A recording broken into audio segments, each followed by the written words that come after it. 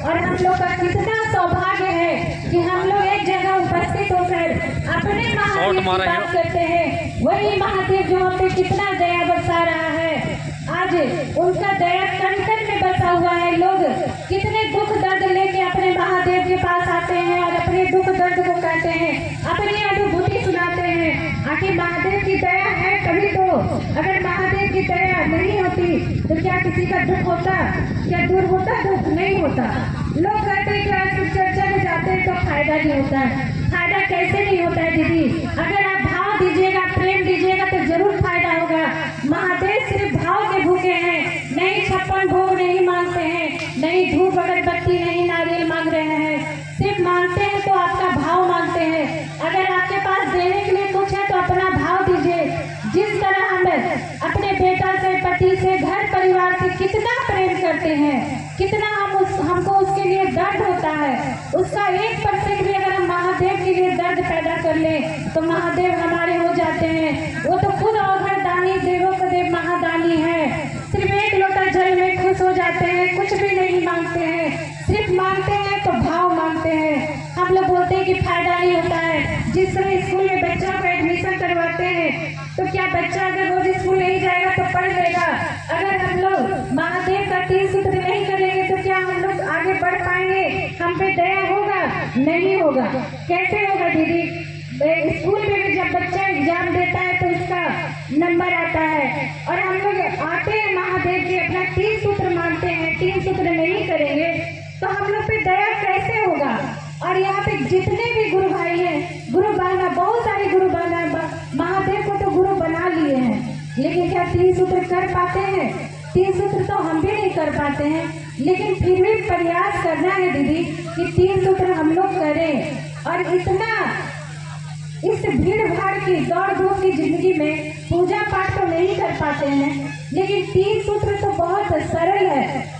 कुछ नहीं करना है, दया मांगनी, मन मांगते रहिए, महादेव से कहते रहिए, हे शिव आप मेरे गुरु हैं, मैं आपकी शिष्या हूँ, मुझ शिष्य पे दया कर दीजिए महादेव। इतना ही तो बोलना है दीदी। दया तो अपने लिए मांगते हैं।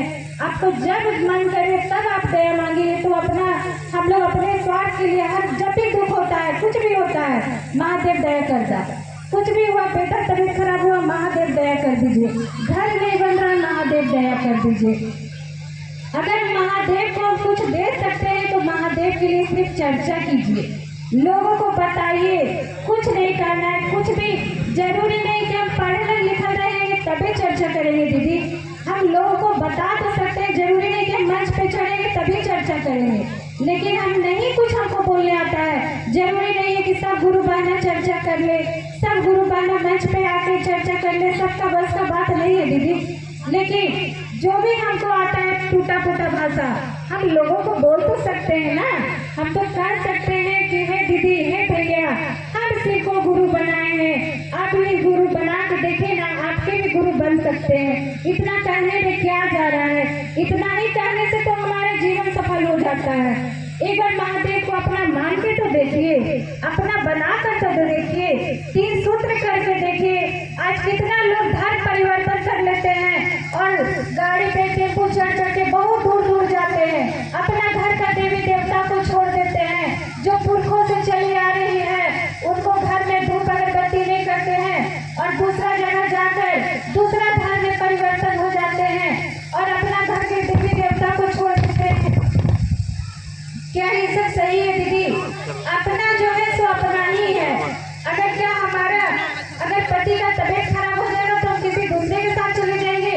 हमारे बेटा का तबीयत खराब हो जाएगा तो दूसरा का बेटा मेरा हो जाएगा? नहीं होगा।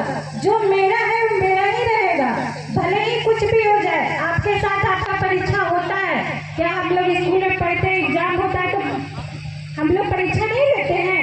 मास्टर परीक्षा नहीं लेता है? जो ज्यादा पढ़ा उसका नंबर ज्यादा आया, जो नहीं पढ़ा फेल भी करता है। तो परीक्षा तो होना ही है।